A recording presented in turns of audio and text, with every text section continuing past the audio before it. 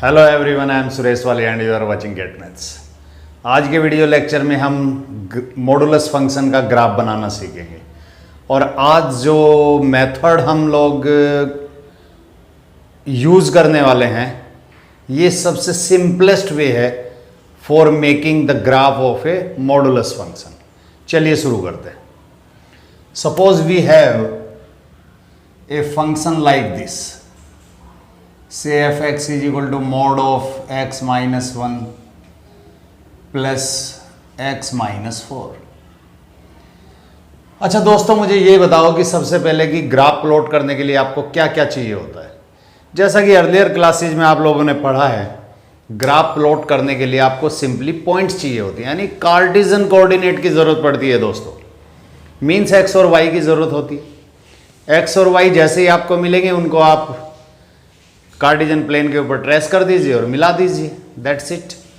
अगर x की यानी कि जो वेरिएबल इन्वॉल्व होता है अगर उसकी पावर 2 और मोर है तब हम उनको कर्वेचर के थ्रू ज्वाइन करते हैं, उन पॉइंटों को कर्वेचर के थ्रू ज्वाइन करते हैं। और अगर हमारे वेरिएबल्स की पावर मीन्स x और y की पावर लीनियर है, मीन्स सिंगल सिंगल पावर है या 1 डिग्री की है अगर हमारे वेरिएबल्स, तो फिर हम उनको स्ट्रेट लाइन से ज्वाइन कर देते हैं। ठीक है, तो इस कंसेप्ट को यूज करते हुए चलिए शुरू करते हैं। Graph of f x defined as modulus x minus 1 plus modulus x minus 4। सबसे पहले क्या करेंगे, सबसे पहले इसके क्रिटिकल पॉइंट्स निकाल लेते हैं। जब हमने इसके क्रिटिकल पॉइंट्स निकाले तो वो हमें मिले x is equal to 1, x is equal to 4। जैसा कि आपको पता ही है दोस्तों, क्रिटिकल पॉइंट्स निकालना तो एकदम आसान है भाई। इन फैक्टर्स को इंडिविजुअली 0 के इक्वल रख दीजिए, x के लिए सॉल्व कर लीजिए सिंपली।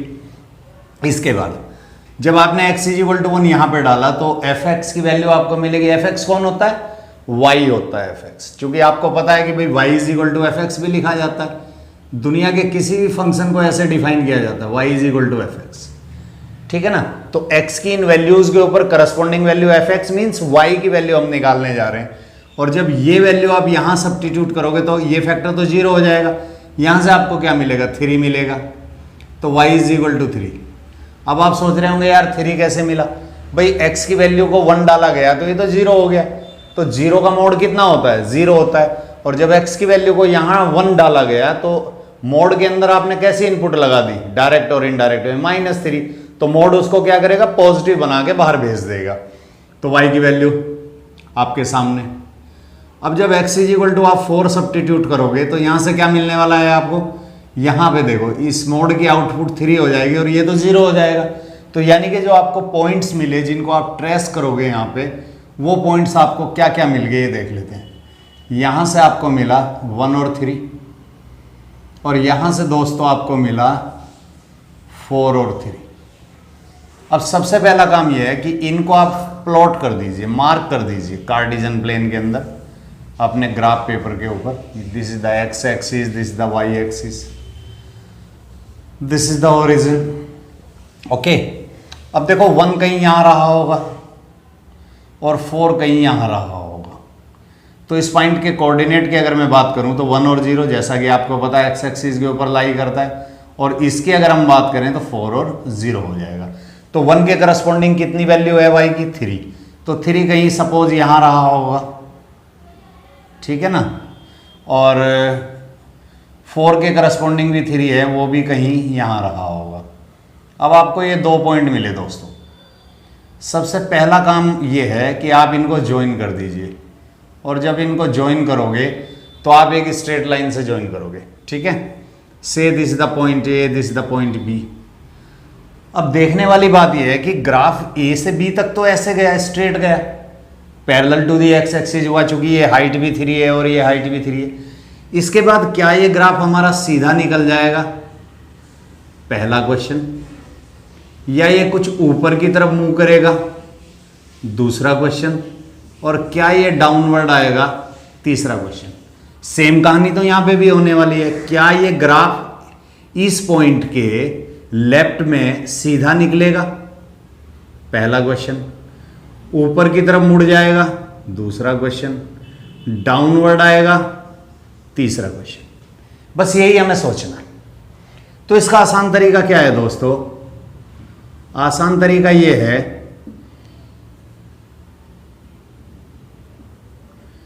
कि हमें इस रीजन में देखना है, इस रीजन में बियॉन्ड 4, यानी कि 4 के बाद, 4 के बाद इस ग्राफ का बिहेवियर कैसा होगा। तो 4 के बाद इस रीजन से कोई भी पॉइंट आप उठा लीजिए, कोई भी, मैं कह रहा हूं कोई भी पॉइंट जो आपको अच्छा लगता हो। सपोज मुझे अच्छा लगता है 10, तो मैंने 10 उठाया। 10 की वैल्यू को जब मैंने इसमें डाला तो यहां से मुझे आउटपुट क्या मिल जाएगी? 9, और यहां से क्या मिल जाएगी? 6। 9 + 6 करोगे 15, यानी y की वैल्यू x = 10 के करस्पॉन्डिंग 15 मिली। अब दोनों ही पॉजिटिव हैं भाई, 9 भी पॉजिटिव है और आपका 15 भी पॉजिटिव है। सॉरी, x की वैल्यू को मैंने 10 लिया था, तो 10 भी पॉजिटिव है और 15 भी पॉजिटिव है। इसका मतलब वो पॉइंट कहीं ऊपर की तरफ रहा होगा, ठीक है ना, फर्स्ट क्वाड्रेंट में रहा होगा। तो इसका मतलब इस ग्राफ की जो पोजीशन है, जो सेफ है, वो कुछ ऐसी नजर आएगी, ऊपर जाती हुई नजर आएगी, ठीक है। 1 के लेफ्ट में बात कर लेते हैं कि भाई 1 के लेफ्ट में ग्राफ का बिहेवियर कैसा होगा। चलिए इसको भी समझने की कोशिश करते हैं। और 1 से पहले लेफ्ट की तरफ कोई भी एक पॉइंट जो आपका दिल करे, तो सबसे आसान क्या है हमारे लिए? 0 है, तो हम 0 ही पुट कर लेते हैं। जब 0 हमने यहाँ पे पुट किया तो इसकी आउटपुट क्या मिली? 1 मिली, ठीक है। यहां से क्या मिली? 4 मिली। दोनों को क्लब किया तो करस्पॉन्डिंग वैल्यू y की मीन्स fx की क्या मिली? 5 मिली। तो यानी कि 0 के करस्पॉन्डिंग क्या आया? 5 आया। तो ये 0 5 कहीं y एक्सिस पे, यानी y एक्सिस को काटता हुआ कहीं जा रहा होगा सिंपली। तो इसकी जो शेप है वो आपको कुछ ऐसी नजर आएगी दोस्तों, ऐसी नजर आएगी, यानी कि कहीं ये ऐसे जा रहा होगा। अब इन कर्व की खास बात क्या है कि अगर ये एक बार ऊपर की तरफ मुड़ गया तो फिर ये नीचे आने वाला नहीं है। अगर सीधा चला गया तो फिर ऊपर और नीचे जाने वाला नहीं है। और अगर ये डाउनवर्ड आया तो फिर ये डाउनवर्ड ही प्रोसीड करेगा, इधर उधर जाने की इसकी फितरत नहीं होगी, नेचर नहीं होगी, टेंडेंसी नहीं होगी। सेम कहानी यहां पे भी है। अगर ये इस कर्व ने ऊपर की तरफ जाना तय कर लिया कि भाई मुझे ऊपर जाना है, तो फिर ये सीधा नहीं जाएगा और डाउनवर्ड नहीं आएगा, ठीक है। तो ये जो ग्राफ आपको नजर आ रहा है बोल्ड लाइन से, ये इसका फाइनल ग्राफ होगा, ठीक है दोस्तों। तो मुझे उम्मीद है कि कुछ हद तक, आई एम नॉट श्योर कि 100%, बट कुछ हद तक आपको जरूर समझ आया होगा। बाकी की कहानी अगले इलस्ट्रेशन में पूरी करते हैं।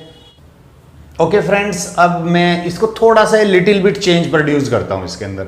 और मैं चेंज क्या करने वाला हूं कि इस पॉजिटिव साइन को निगेटिव में बदल देता हूं। अब देखते हैं इसके ग्राफ की शेप कैसे होने वाली है। सबसे पहला स्टेप वही कि क्रिटिकल पॉइंट्स निकालें। क्रिटिकल पॉइंट निकालने के लिए इन फैक्टर्स को अलग अलग 0 के इक्वल डाल दीजिए, x की वैल्यू के लिए सॉल्व कर दीजिए। तो x की वैल्यू तो फिर से वही आएंगी, ठीक है ना। चलिए करस्पॉन्डिंग वैल्यू y की भी निकालनी है। तो भाई y देखते हैं अब की बार कितना आएगा, मीन्स fx कितना आएगा। जब हमने x = 1 डाला तो ये फैक्टर तो 0 हो गया, लेकिन यहां देखते हैं, यहां से जो आउटपुट मिली वो हमें 3 मिलेगी, क्योंकि अंदर -3 होगा लेकिन मोड उसको पॉजिटिव कर देगा। बट ध्यान देना, मैं बट बोल रहा हूं, माइनस बाहर लगा हुआ है, इसका मतलब y की जो करस्पॉन्डिंग वैल्यू मिली वो आपको -3 मिली। 4 के साथ चेक करते हैं, यहां पे आपको 3 मिल जाएगा और ये फैक्टर 0 हो जाएगा, तो यहां से आपको 3 मिल जाएगा। अब बारी है, टर्न है हमारा कि इन पॉइंटों को हम ग्राफ पेपर के ऊपर ट्रेस करें। चलिए देखते हैं। तो ग्राफ पे हमने इनको ट्रेस करना शुरू कर दिया। This is x axis, y axis, origin. पहला पॉइंट देखो कहाँ है। पहला पॉइंट आपको क्या मिलेगा? 1, -3। Second one 4, 3। तो 1, 3 कहाँ होगा? 1 कहीं यहाँ होगा और 3 कहीं सपोज यहाँ होगा, ठीक है ना। ये 1 हुआ और ये आपका 3 हुआ। अब 1 के करस्पॉन्डिंग y कितना है? नेगेटिव है। तो नेगेटिव का मतलब वो कहां होगा?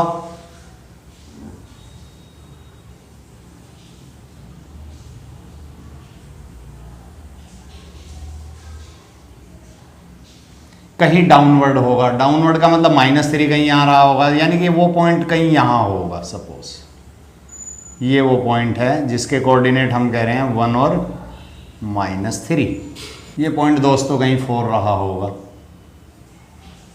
अब 4 के करस्पॉन्डिंग 3 का मतलब y कहीं यहाँ होगा सपोज। ये पॉइंट आपका 4 और 3। सबसे पहला काम क्या करें कि दोनों को ज्वाइन कर देते हैं, एक स्ट्रेट लाइन से दोनों को ज्वाइन कर देते हैं। हमने दोनों को ज्वाइन किया। अब देखने वाली बात यह है कि कर्व की नेचर यहाँ क्या स्ट्रेट लाइन होगी ऐसे, या फिर ऐसे जाएगा ऊपर की तरफ सीधा चला जाएगा, या किसी पर्टिकुलर एंगल पे मुड़ेगा, वो बात की बात है, या डाउनवर्ड आएगा। ठीक है, 3 सिचुएशन। या फिर रिवर्स ऑर्डर में चलेगा, वो भी देख लेते हैं। सेम वे में यहाँ पे भी है, कर्व हमारा ऐसे जाएगा या फिर अपवर्ड डायरेक्शन में मूव करेगा या फिर सीधा निकल जाएगा। ठीक है, या पर्टिकुलर किसी एंगल पे टर्न कर जाएगा, ये देखने वाली बात है। चलिए, तो यहाँ जो रीज़न हमें नज़र आ रहा है 4 के बाद और ये 1 के पहले, इस रीजन में देखते हैं। 4 से बड़ी कोई भी वैल्यू यहाँ पे डाल दीजिए। सपोज मैंने 10 डाला, तो 10 डालने से क्या हुआ, इसके आउटपुट कैसी मिली, पॉजिटिव। इसके आउटपुट कैसी मिली, देख चेक कर लेते हैं एक बार, न्यूमेरिकली चेक करते हैं। चलिए देखते हैं। यहाँ पे जैसे ही 10 डाला तो मुझे 9 मिला, मैंने लिखा इसको 9। यहाँ पे मैंने 10 डाला तो मुझे 6 मिला, यानी कि नेट वैल्यू हमारी क्या आई, 3 आई। तो यानी कि 3 तो यही हाइट है ना, यही। तो इसका मतलब हमारा जो ग्राफ है वो हॉरिजेंटल यानी parallel to the x axis हो जाएगा। ठीक है ना। अब इधर की बात करते हैं, लेफ्ट ऑफ द 1 की बात करते हैं। अब 1 से पहले कोई भी पॉइंट उठा लीजिए। सपोज हमने 0 उठाया तो इसने क्या दिया, हमें 1 दे दिया। यहां से हमें क्या मिला, 0 डालने के बाद 4 मिला, लेकिन बाहर माइनस होने की वजह से, तो यानी कि नेट वैल्यू हमें क्या मिली, -3। ठीक है, तो -3 तो यही हाइट है, इसका मतलब ये parallel to the x axis हो जाएगा और ऐसे निकल जाएगा। तो ये जो सॉलिड लाइन से आपको नजर आ रहा है, ये हमारा फाइनल ग्राफ की पिक्चर होगी, ये वाली। ये हमारा ग्राफ होने वाला है। ओके दोस्तों, ओके फ्रेंड्स, अब अभी तक हमने क्या किया, सबसे पहले हमने ग्राफ बनाना सीखा जहां हमें fx डिफाइन किया गया था एक मोड के साथ। उसके बाद हमने थोड़ा सा और इम्प्रूवमेंट किया, हमने ग्राफ बनाना सीखा 2 मोड के एल्जेब्रिक सम के साथ, यानी कि 2 मॉडुलस फंक्शन थे, उनके बीच में प्लस या माइनस लगा हुआ था। अब हम 3 मॉडुलस फंक्शन की बात करते हैं। सपोज हमें कहा गया fx इज इक्वल टू से x-1 plus x-2 plus x-3। इसका हमें ग्राफ प्लॉट करना है। सबसे पहला काम वही क्रिटिकल पॉइंट्स निकालने का। अब आपको, मुझे पूरी उम्मीद है कि क्रिटिकल पॉइंट्स निकालने आगे होंगे। तो ये रहे आपके x की वैल्यूज। x की वैल्यूज के करस्पॉन्डिंग y कितना आने वाला है, इनको भी हम चेक कर लेते हैं। जब x इज इक्वल टू 1 डाला गया तो ये फैक्टर 0 हुआ, इसने हमें 1 दिया और इसने हमें 2 दिया, दोनों का सम किया तो 3 आया। यहां से देखते हैं, जब हमने 2 डाला तो ये फैक्टर 0 हुआ, इसने मुझे 1 दिया, इसने भी मुझे 1 दिया, तो ये y की वैल्यू 2 आई। जब हमने 3 डाला तो ये फैक्टर 0 हुआ, इसने मुझे 2 दिया, इसने मुझे 1 दिया, तो फिर से y की वैल्यू 3 आ गई दोस्तों। तो ये आपको पॉइंट्स मिले 1, 3। सेकंड पॉइंट की अगर हम बात करें तो 2 और 2। थर्ड पॉइंट की अगर हम बात करें तो 3 और 3। इनको ग्राफ पेपर के ऊपर प्लॉट कर लेते हैं।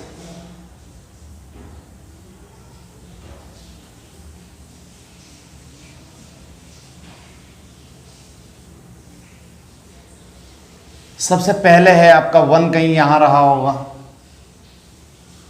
2 कहीं यहां रहा होगा, 3 कहीं यहां रहा होगा। 1 के करस्पॉन्डिंग y चेक कर लेते हैं कितना है, y 3 है, तो से 1, 2, 3, तो कहीं इस हाइट पे रहा होगा ये पॉइंट।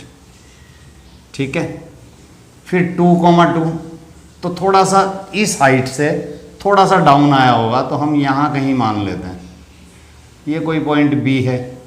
3,3, अब ये हाइट ऑलरेडी 3 थी तो इसके पैरेलली कहीं आ रहा होगा, और ये है आपका सी पॉइंट जिसके कोऑर्डिनेट 3,3, ए के कोऑर्डिनेट 1,3 सॉरी, और बी के कोऑर्डिनेट 2,2। सबसे पहला काम कि आप इन पॉइंटों को मिला लीजिए स्ट्रेट लाइन से। ए से बी को मिलाया, बी से सी को मिलाया। इसके बाद की सिचुएशन ये है कि हमें ग्राफ की नेचर पता करनी है कि ग्राफ यहां से सीधा निकलेगा यानी parallel to the x axis, क्या अपवर्ड डायरेक्शन में मूव करेगा और क्या डाउनवर्ड डायरेक्शन में मूव करेगा। सिमिलरली यहां पे देखते हैं क्या ये graph parallel to the x axis हो जाएगा या कहीं अपवर्ड डायरेक्शन में जाता हुआ नजर आएगा या फिर ये डाउनवर्ड डायरेक्शन में जाता हुआ नजर आएगा दोस्तों। तो 3 के बाद कोई भी एक पॉइंट उठा लीजिए एक्स एक्सिस से। सपोज एक्स की वैल्यू मैंने 10 कंसीडर करी, उस वैल्यू को जब मैंने इसमें डाला तो मुझे क्या मिला होगा, यहां से देखो क्या मिला होगा, 9 मिला होगा। तो y की वैल्यू देखते हैं एट x = 10 के ऊपर। यहां से देखो इसके आउटपुट क्या मिलने वाली है, 9। यहां से आपको क्या मिलेगा, 8। यहां से क्या मिलेगा, 7। जब इनको क्लब किया गया तो आपको 24 मिला, यानी x भी पॉजिटिव है, y भी पॉजिटिव है। ठीक बात है ना। तो इसका मतलब ये हुआ कि आपका कर्व कहीं अपवर्ड डायरेक्शन में जाता हुआ नजर आएगा, लाइक दिस। कहीं ऐसे जा रहा होगा। 1 के लेफ्ट में अगर हम बात करें तो 0 सबसे अच्छा पॉइंट है, इसी को डाल लेते हैं, देखते हैं यहां पे क्या मिलेगा। एट x = 0 की मैं बात कर रहा हूं, एट x = 0 के ऊपर इसकी आउटपुट कितनी मिलेगी, 1। यहां से कितना मिलेगा, 2, और यहां से मिलेगा 3, यानी कि नेट वैल्यू आएगी आपको 6 नजर आई। तो 6 तो कहीं ऊपर रहा होगा ना। इसका मतलब इस ग्राफ की जो नेचर है वो इस पॉइंट के बाद अपवर्ड डायरेक्शन में जाती हुई नजर आएगी। तो ये हमारा फाइनल ग्राफ बन जाएगा जो आपको दिखाई दे रहा होगा रेगुलर लाइन से। ठीक है, ए के बाद ऊपर चला गया और सी के बाद भी ऊपर चला गया। ओके फ्रेंड्स, एक और एग्जांपल कंसीडर करते हैं। Suppose f(x) = mod of x + 1 plus mod of x + 2 plus mod of x + 3। देखते हैं इसका ग्राफ कैसा बनेगा। सबसे पहला काम वही क्रिटिकल पॉइंट्स निकाल लेते हैं। x = -1, x = -2 और x = -3। Okay students, f(x) = define किया mod of x + 1 mod of x + 2 plus mod of x + 3, और हमें इसका ग्राफ प्लॉट करना है। सबसे पहले स्टेप में जैसा कि आपको पता है कि इनके क्रिटिकल पॉइंट्स हम लोग निकालेंगे। सभी को इंडिविजुअल रूप से 0 के इक्वल रखा गया, x के लिए सॉल्व किया गया, x की वैल्यूज आपके सामने है। करस्पॉन्डिंग वैल्यू y की भी निकालनी होती है। तो y = जब हमने x = -1 रखा तो इस फैक्टर ने मुझे 0 दिया, इसने 1 और इसने 2 दिया, दोनों को सम अप किया तो 3 आ गया। x = -2 की बात करें तो ये फैक्टर 0 हो जाएगा, यहाँ से मुझे 1 और यहाँ से भी मुझे 1 मिलेगा दोस्तों। तो y की करस्पॉन्डिंग वैल्यू 2 मुझे मिलती हुई नज़र आ रही है। x = -3 रखने के बाद इस फैक्टर की वैल्यू 0 हो जाएगी, यहाँ से मुझे 2 और यहाँ से 1 मिलेगा, तो ये वैल्यू भी मुझे 3 मिली। अब मेरे पास 3 पॉइंट्स हैं। पहले पॉइंट की अगर हम बात करें तो -1 और 3, सेकंड पॉइंट हमें मिला -2 और 2। अगर हम थर्ड पॉइंट की बात करें तो -3 और 3। अब इनको हमें सबसे पहले ग्राफ के ऊपर प्लॉट करना है। तो हमने अपने कोऑर्डिनेट्स को देखा कि एक्स एक्सिस और वाई एक्सिस ड्रॉ करने से पहले कि हमारा एक्स कितना निगेटिव में जा रहा होगा और हमारा वाई कितना निगेटिव में जा रहा होगा। ठीक है, उसी के अकॉर्डिंग हम एक्सिस को ड्रॉ कर लेते हैं। तो यहां पे हमने एक्सिस को ड्रॉ किया।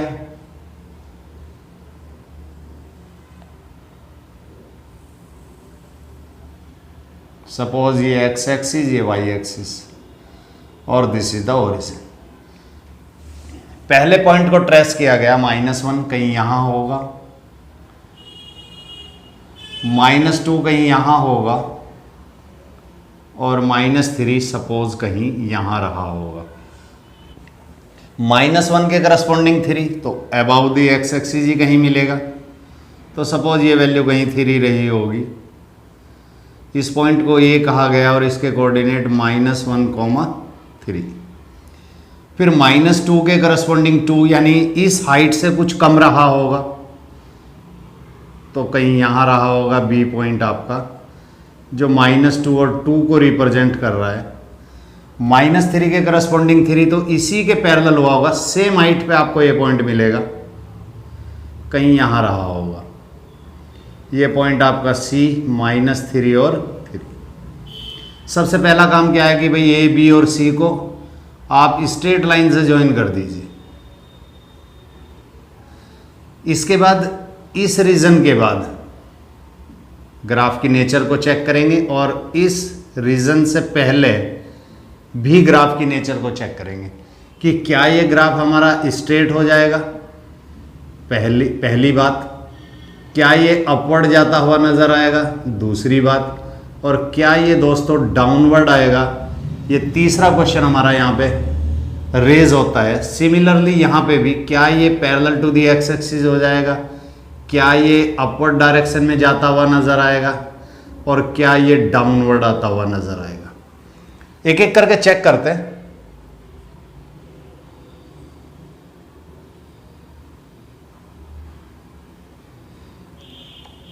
-1 के बाद कोई पॉइंट उठा लेते हैं, 0 उठा लेते हैं, सबसे आसान है।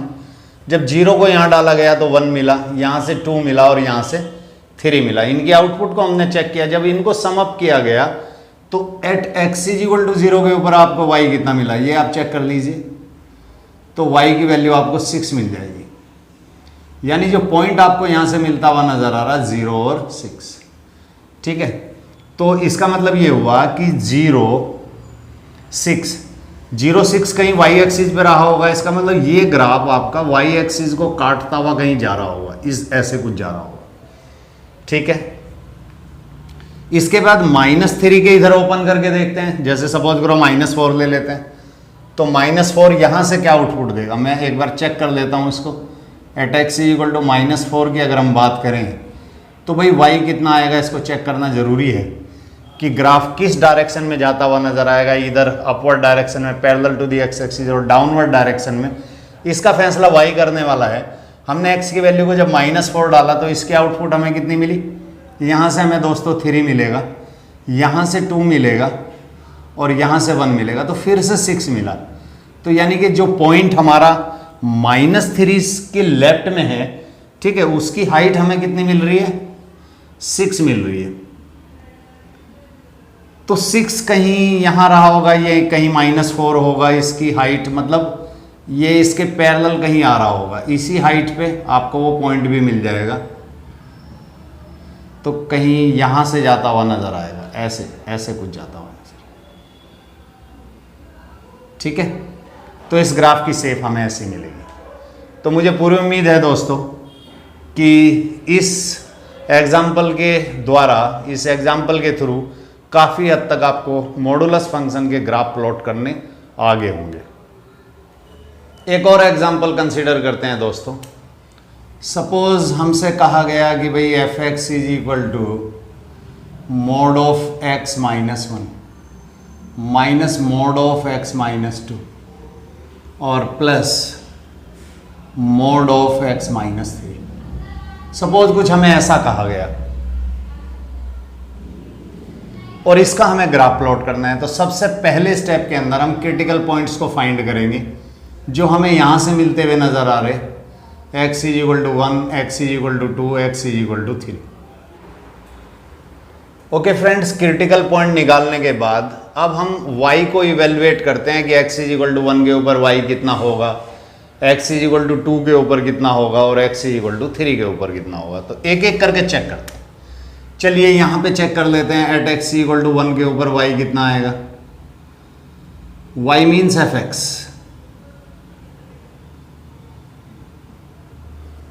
x इज इक्वल टू 1 जब इस फैक्टर के अंदर डालेंगे तो इसकी आउटपुट हमें 0 मिलती हुई नजर आ रही है। यहां से दोस्तों 1 मिलता हुआ नजर आ रहा है और यहां से दोस्तों 2 मिलता हुआ नजर आ रहा है। यानी कि फाइनली ये बात हम कह सकते हैं कि भाई हमें 1 मिला। तो एक पॉइंट हमें मिल जाता है, उसको आप कुछ भी नाम दे सकते हो। सपोज करो मैं उसको P कह रहा हूं, तो वो 1,1 ये हमें मिला। इसके बाद एट x इक्वल टू 2 के ऊपर y की वैल्यू चेक कर लेते हैं। एट x इक्वल टू 2 के ऊपर y कितना आ रहा है, y मीन्स fx। चलिए 2 डाल देते हैं। जब यहाँ पे 2 डाला गया तो इसकी आउटपुट हमें 1 मिली। यहाँ से दोस्तों 0 मिलता हुआ नज़र आ रहा है और यहाँ से 1 मिलता हुआ नज़र आ रहा है, यानी कि फिर से 2 मिला। तो नेक्स्ट पॉइंट जो हमें मिल रहा है उसको अगर हम Q कहें तो भाई वो 2,2 मिल गया हमें। इसके बाद एट x इक्वल टू 3 की अगर हम बात करें तो वहाँ से y कितना मिलेगा, इसको ज़रा इवेल्युएट कर लेते हैं। x इज इक्वल टू 3 जब यहाँ डाला गया तो इसकी आउटपुट मुझे 2 मिली, यहाँ से मुझे 1 मिला और यहाँ से दोस्तों मुझे 0 मिला। तो ये 1 मिल गया आपको। यानी कि जो थर्ड पॉइंट है जिसको हम r कह देते हैं तो वो 3,1 मिला। ठीक है, अब बारी है कि इनको प्लॉट भी किया जाए। तो यहाँ पे हम मेंशन भी कर देते हैं कि भाई 1 के करस्पॉन्डिंग जो y की वैल्यू हमें मिली वो 1 मिली। 2 के करस्पॉन्डिंग जो y हमें मिला दोस्तों वो हमें 2 मिला और 3 के करस्पॉन्डिंग जो y की वैल्यू हमें मिली वो 1 मिली। तो यहाँ से जो पॉइंट आए 1,1, सेकंड पॉइंट की अगर हम बात करें तो 2,2, थर्ड पॉइंट की अगर हम बात करें तो 3,1। सबसे पहला काम यह है कि भाई इन पॉइंटों को ग्राफ के ऊपर ट्रेस कर दीजिए।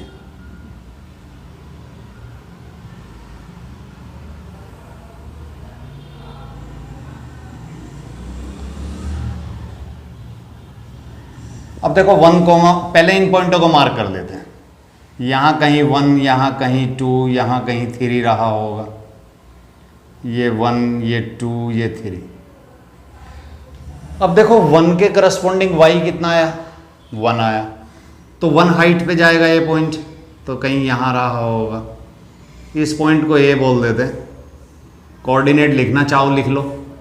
अब 2 के करस्पॉन्डिंग 2, तो यानी कि ये हाइट 1 थी तो 2 कहीं यहाँ रहा होगा। तो ये पॉइंट आपको मिला B, जिसको कहा जा रहा 2,2, और 3 के करस्पॉन्डिंग 1 मिला, यानी इसी हाइट पे आ गया वापस। तो यहाँ कहीं ये पॉइंट रहा होगा, इसको हम C कह रहे। सबसे पहला काम क्या है कि A to B, B to C को ज्वाइन कर दीजिए स्ट्रेट लाइन से। ये आ गया आपका। अब देखने वाली बात यह है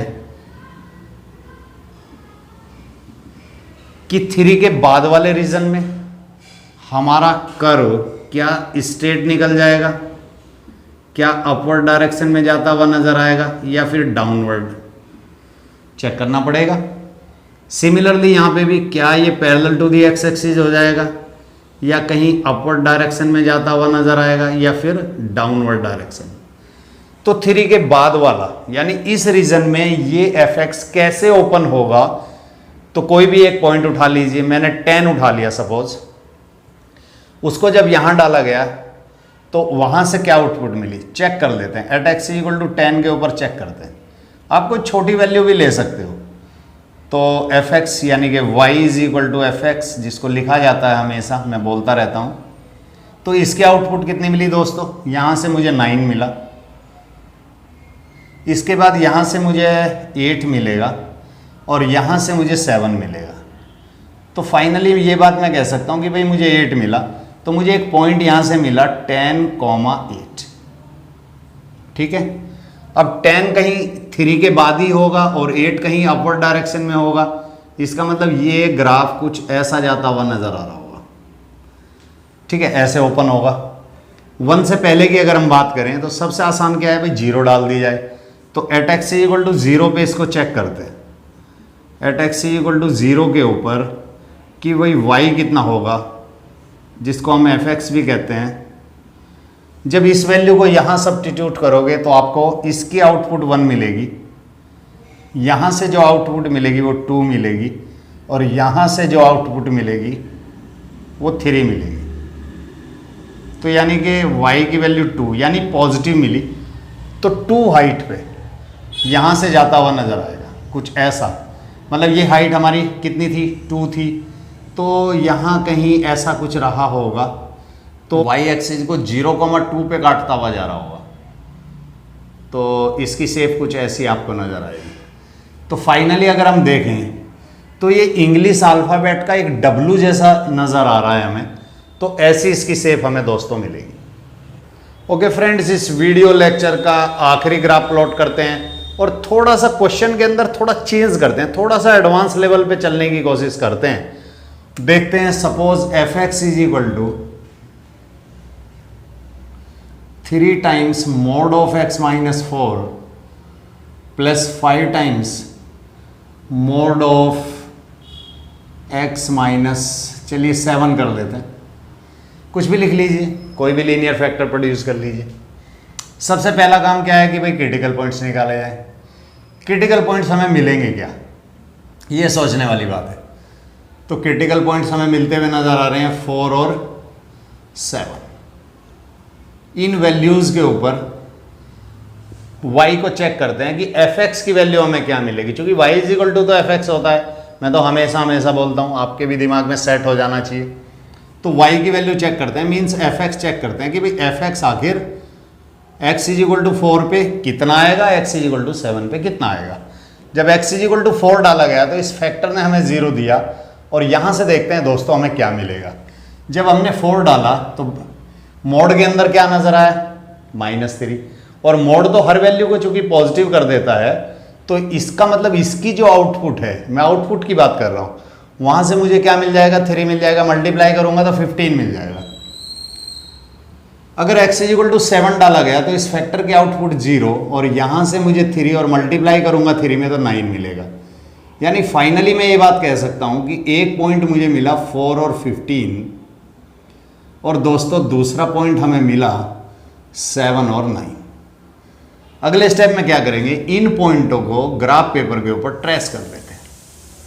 चलिए ग्राफ के ऊपर मार्क कर देते हैं इन पॉइंटों को, क्योंकि ग्राफ भी प्लॉट करना है, और ग्राफ तो बनता ही पॉइंटों से है, जैसा कि आपको पता ही है। चलिए सबसे पहले हम क्रिटिकल पॉइंट्स मार्क करते हैं।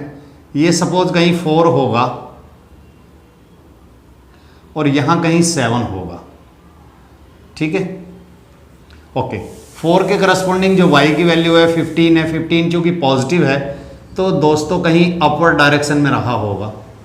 सपोज यहाँ मान लेते हैं इस पॉइंट को ये कहा गया जिसके कोऑर्डिनेट 4 और 15 है। लिखना चाहो लिखो, ग्राफ पे तो लिखना ही पड़ेगा। 7 के करस्पॉन्डिंग ये देखो 15 था, ये हाइट 15 थी, तो 9 कहीं रिड्यूस होगी तो कहीं यहाँ रहा होगा, ठीक है, 9 हाइट पे। इसको अगर B कहा जाए, दोनों पॉइंट मार्क करने के बाद जो हमें यहाँ से मिलते हैं और इनको हम ज्वाइन कर देते हैं, एक स्ट्रेट लाइन से हमने इनको ज्वाइन कर दिया।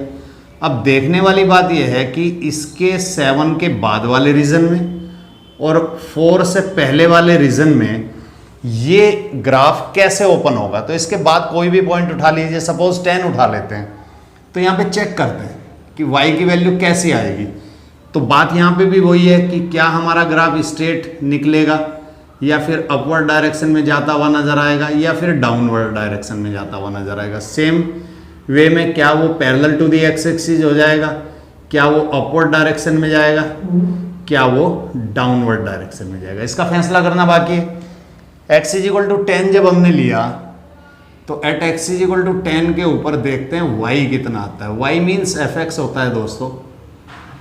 चलिए हाइट का पता करते हैं, ठीक है, अपवर्ड जाएगा या पैरेलल हो जाएगा, इसी हाइट पे रहेगा, या फिर डाउनवर्ड आएगा, चेक करना पड़ेगा। चलिए देखते हैं। 10 डालने के बाद यहाँ से क्या मिलेगा, यहाँ से जो आउटपुट आपको मिलेगी वो ये मिल जाएगी 6 मिलेगी इस ब्रैकेट के अंदर से। आपने 10 डाला, 3 की मल्टीप्लाई भी करनी थी। यहाँ पे देख लेते हैं, यहाँ से 5 × 3 मिल जाएगा। इसका जब सम अप करेंगे तो यहाँ से 18 और यहाँ से 15 मिलने के बाद 33 हो गया। तो यानी कि एक पॉइंट हमें मिला जिसको हम P कह रहे हैं, 10 और 33। तो 33 तो की हाइट तो कहीं ज़्यादा रही होगी। इसका मतलब ये ग्राफ दोस्तों अपवर्ड डायरेक्शन में जाता हुआ नजर आएगा। ठीक है, इसके बाद 4 के लेफ्ट में चेक करते हैं। तो सबसे आसान तरीका क्या है कि भाई 0 को ले लीजिए। तो एट x = 0 के ऊपर y देखते हैं दोस्तों कितना आएगा। तो y मीन्स, जैसा कि मैं हमेशा बोलता रहता हूँ कि भाई वो fx होता है। और जब आप 0 सब्स्टिट्यूट करोगे तो इसके आउटपुट हमें 4 मिल जाएगी। 3 ऑलरेडी बाहर रखा हुआ था जो मल्टीप्लाई हो जाएगा इसके साथ, +4 × यहाँ से जो आउटपुट मिलेगी वो 7 मिलेगी। यहाँ से 12 और यहाँ से दोस्तों 35 मिला, जो हमें एक वैल्यू प्रोवाइड कर रहा है 47। यानी कि जो पॉइंट यहाँ से मिला है x = 0 के करस्पॉन्डिंग, अगर उसको Q कहा जाए तो वो आपको मिला 0 और 47। यानी कि x = 0 के ऊपर, x = 0 तो ये होता है ना जो ओरिजिन होता है। 47 का मतलब कहीं अपर हाइट पे रहा होगा। इसका मतलब वो y एक्सिस को क्रॉस करता हुआ जाएगा। किस हाइट पे जाएगा? 47 की हाइट से जाएगा। तो मैंने थोड़ा सा अपनी एक्सिस को सही कर लिया यहाँ पे, तो कहीं ऐसा जाता हुआ नजर आएगा, ऐसा मान लेते हैं। ठीक है, तो ये जो पॉइंट होगा ये होगा 047। ठीक है ना। तो ग्राफ पे जब बनाओगे तो काफ़ी अच्छा बनेगा। कोशिश तो मैं भी कर रहा हूँ, लेकिन उतना अच्छा बन नहीं पा रहा है। चलिए मान लेते हैं इसे। ठीक है,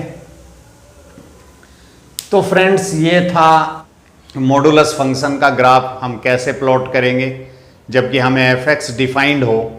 ये बहुत सरल तरीका था, बहुत ईजीएस्ट वे था। मेरी अपनी राय ये है कि इसको प्लॉट करने का इससे आसान तरीका कोई हो ही नहीं सकता। ठीक है, अगर आपके पास इससे आसान तरीका कोई मॉडुलस फंक्शन के ग्राफ बनाने का हो तो मुझे कमेंट बॉक्स में ज़रूर बताइएगा। और अगर ये वीडियो ज़रा सी भी आपको एजुकेशनल या इन्फॉर्मेटिव लगी हो तो अपने दोस्तों में अधिक से अधिक शेयर कीजिएगा और लाइक ज़रूर कर दीजिए आप। ठीक है, और अगर मेरा काम आपको पसंद आता है तो चैनल को सब्सक्राइब करना मत भूलना। Thank you very much being with me. Take care, bye bye.